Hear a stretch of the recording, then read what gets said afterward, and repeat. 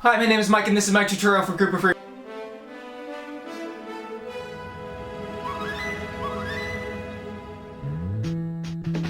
I've been practicing this minigame for about 2 years, and I've gotten into the top 1,000 for every kingdom, and in the top 500 for all of the fun kingdoms. I found that when I was trying to learn the speedrun strategies for these Koopa free runs, there was a lack of resources. I could find people posting their personal bests, and I could find people posting how to beat the Golden Koopa, but I couldn't find an in-depth speedrun tutorial. I hope to fill that gap. So this is my in-depth tutorial from how to beat the Golden Koopa to how to get the world record. Let's get started. The kingdom I'm going to talk about, it's the center of this video, it's my personal favorite. Can you guess what it is? I bet you can. It's Wooded Kingdom! I'm going to be using a lot of speedrunning terminology in this video, so if you're confused as to what the hell I'm talking about, check out this video from Smalland, or just leave a comment. I'm going to start with the layout of the level and some basic strategies. This is for people that are just trying to beat the Golden Koopa. Then we'll take a look at some more advanced strategies. That's going to be the bulk of the video. After that, we'll look at the world record and see what it takes to achieve that. And we'll finish off with some nitty-gritty stuff that you're probably not going to need to worry about, but that you should still know. And after that, we will all collectively like and subscribe. I have a lot to get through. I'm going to talk fast. I'm going to put stuff on screen. If you need to pause or slow down, feel free. Let's get started. Oh god, it's going to happen again. Ah!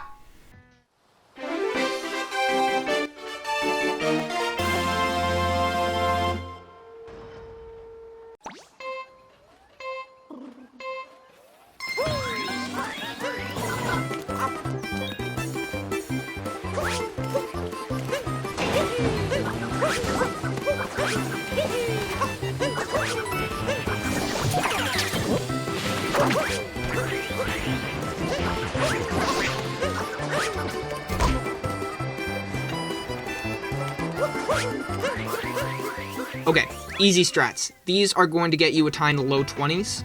First, do a spin pound. The angle that's held out of the spin pound is pretty forgiving. Generally, aiming between these two guys is fine. They'll just bump you onto the right track. Roll twice or thrice and then jump over this railing. When approaching the ground, dive onto this area and begin doing a triple jump. You can either triple jump up the staircase or jump over the staircase and then triple. Cap throw and dive onto this platform and then jump. Sometimes this jump will be a normal jump and sometimes it will be a cap return jump. You can scale the wall with either, but the cap return jump is significantly easier. And then capture the up root. Shake the controller to get those extendo legs faster, and then uncapture, dive, do 2 roll boosts before squeezing in a jump, and then this is just a bread and butter cap throw dive, cap throw dive. Once here, walk around this corner, jump and dive, and start shaking, baby. Home stretch! That's it!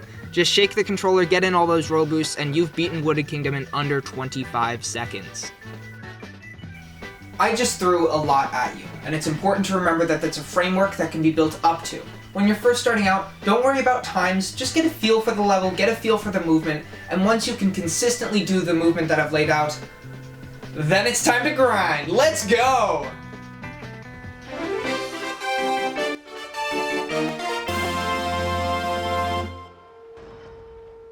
25 seconds is great, but the world record is 16 seconds. A lot of the time saves that I'll talk about will be in the first half of this run, up until you capture the up root. This is where a lot of time can be saved or lost, and this is where I reset a lot. After the spin pound, roll twice and start a triple jump. The idea is to triple jump off the railing, spend more time in the air, and make it closer to these stairs. Still, when approaching the ground, dive. If Mario lands without diving, he gets stunned. There are alternatives, which we will talk about, but they can be annoying. Landing this triple jump off the railing can be difficult at first too, and I still reset on this jump a fair amount, but when my PB was above 20 seconds, I considered this triple jump optional. It's the movement after the triple jump that's far more important. If I missed it, I would still continue and just do the dive sooner.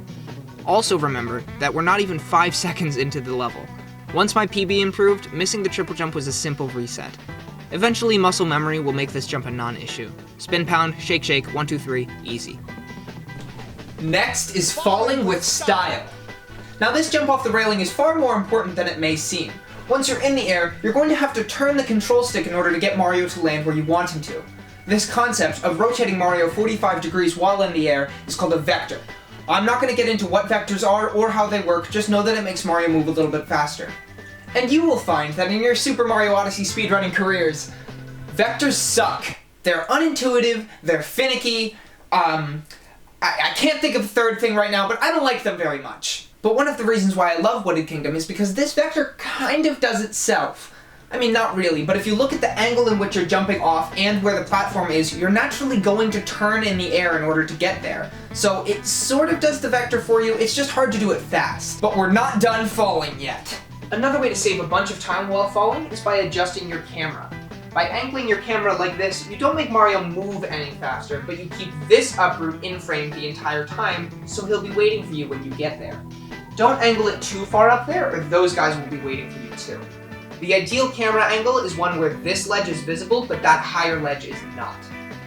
There is a downside to this though. If you aren't fast enough getting up the wall, sometimes the uproot will have extended its legs, and when you throw your hat at it, it will land on this higher ledge. If you're experiencing this, I suggest angling your camera up to include the uproot during the triple jump off the stairs, rather than while you're falling. But we're not done falling yet!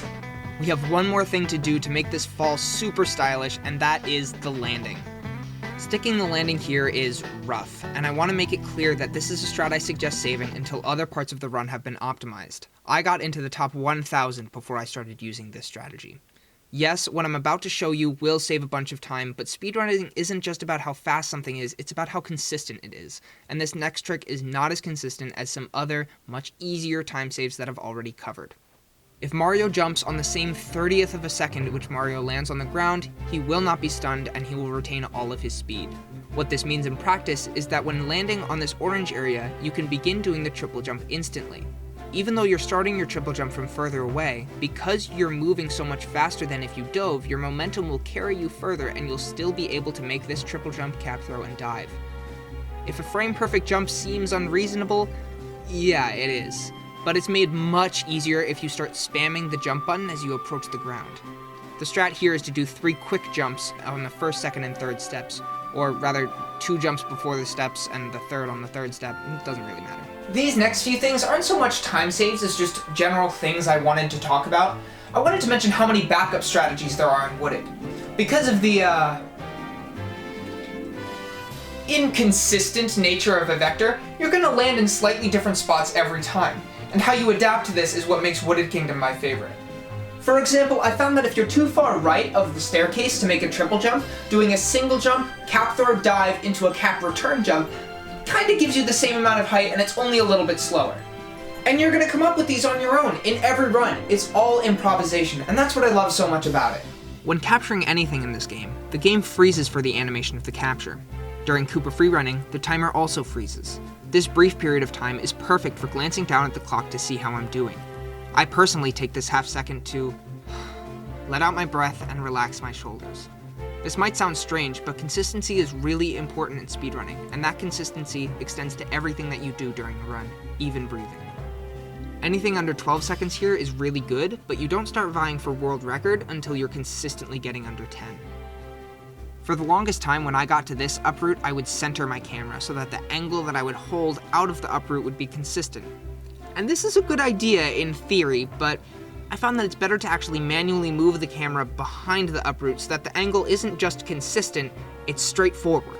I found that by centering the camera to this awkward angle, I was bonking on this thin strip more often, and that's just not fun. Side note over, let's get into time saves after the uproot. After uncapturing, diving, and rolling twice, all very straightforward. Except not really. It's not really that straightforward, and I don't know if I'm gonna leave this part in the video, but I'm gonna rant about it anyway. Fuck these uproots! Oh my god! They're always just about to be there, or they've already spawned, and then you take damage. My least favorite, the thing that makes my blood boil, is when I dive over the ledge, I roll over their little hump right as I do a roll boost, right as it spawns, so it chucks me into the air, and then I do another shake, and it does an up throw! Why would I want to do an uproot up throw?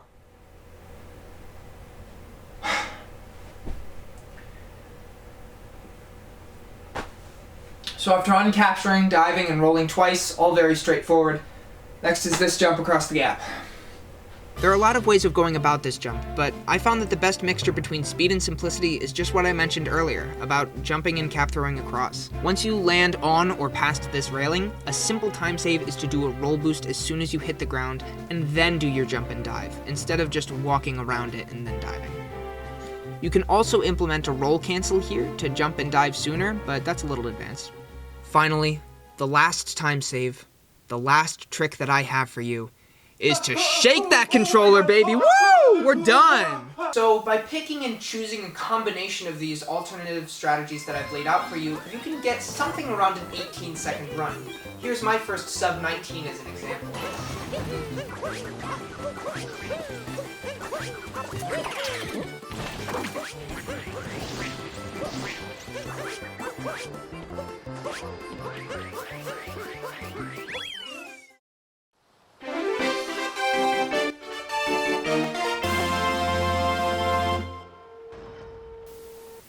Okay, so if you've gotten to the point in the video where you've implemented most of the alternative strategies that I've laid out for you, then this section is for you. This is also an important point in the video because we're now superseding my own ability. A lot of the strats that I've talked about, I can do. From here on out, I'm going to be using Buster Doggy's 16.17, as that's the world record at the time of me recording. And I can't give insight as to how he does these things, but I can give a little insight as to how he got there. The beginning is standard, but this jump here is deceptively tricky. I said earlier that the frame perfect jump is easier if you spam, and that's true, but here he lands on the bottom step and jumps to the third step. These teeny tiny jumps that you'll be making when you're spamming just won't get you high enough. By holding the jump button, Mario will jump higher. This is true for pretty much every jump to varying degrees. The only way to make it from the first to the third is with a full jump. This seems much harder than spamming, but if you've been practicing for long enough that you need to implement this, it shouldn't be a big deal. Watch out though.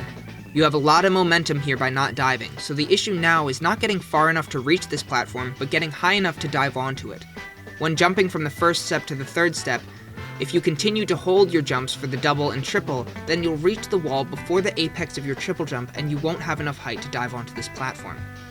The trick here is to do a full jump for the first, just tap for the second, and then another full jump for the third. He does a spin throw into this uproot, and not only does he do a spin throw, but it's an instantaneous capture. Instead of having to throw his hat twice in order to get into this uproot, he throws it once. I don't know how he does this. I mean, I know how to spin throw into it. I've done that, right? But it's the instantaneous part that gets me. And I don't think he knows how to do it consistently either, because after doing the spin throw, he dives here. And he would only dive if he felt as though he might need to dive onto the platform to throw again for a second time. So this dive here is a backup strat, and it kind of shows that this is one of the more inconsistent parts. But as best as I can tell, the strat here is just to do a wall jump and then do a spin throw. He also doesn't wait for the uproot to fully extend before uncapturing. You only need to extend it far enough to get over this ledge, so any extension past that is time loss. I can't do this jump coming up, so I'll just say that vector made my mouth water and that dive was extremely tight. And that's it, right? I mean, Buster Doggy himself said that he can improve this run, and I agree, but what he's talking about here are the nitty-gritty stuff, the stuff that isn't really gonna make or break a run unless it's a world record. Let's talk about those.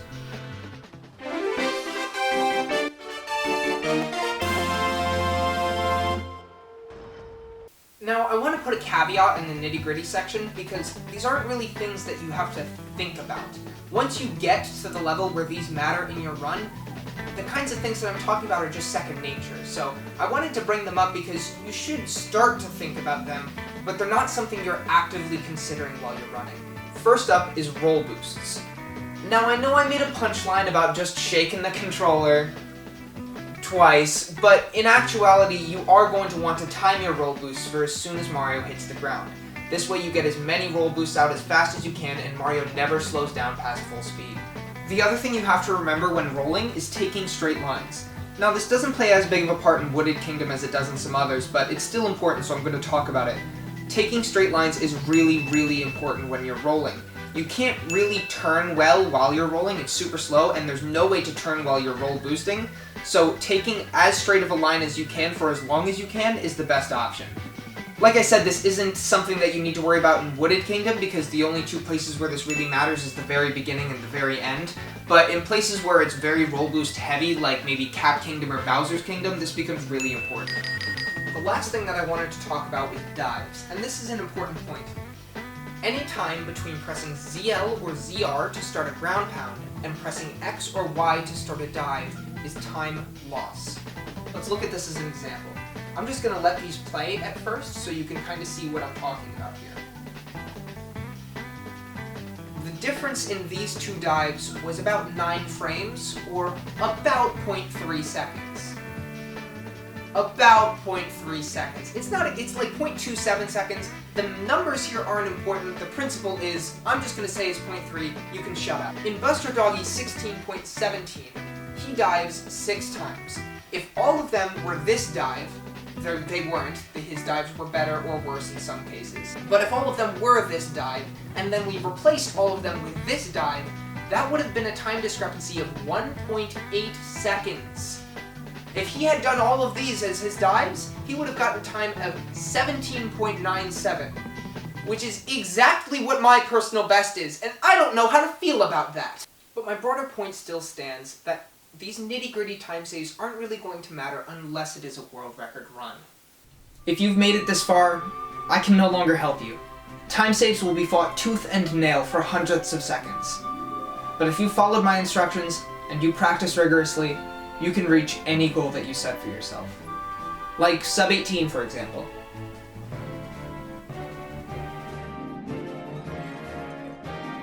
No way. No way. Yes, yes, yes. Oh my god. Oh my god. You're kidding. No way. I did it. Oh my god. Literally, that was my first time ever getting to the up route under 10 seconds, and I closed out the run? Oh my god, you're joking. Thanks for watching, everybody. I hope you enjoyed. Let me know which kingdom you want to see me do next. I'm working on a tier list. I also do blindfolded stuff. There's a lot of shit on my channel and on my TikTok. Other than that, oh, do you want to see what happens when I pop out of existence like that? Come here, I'll show you.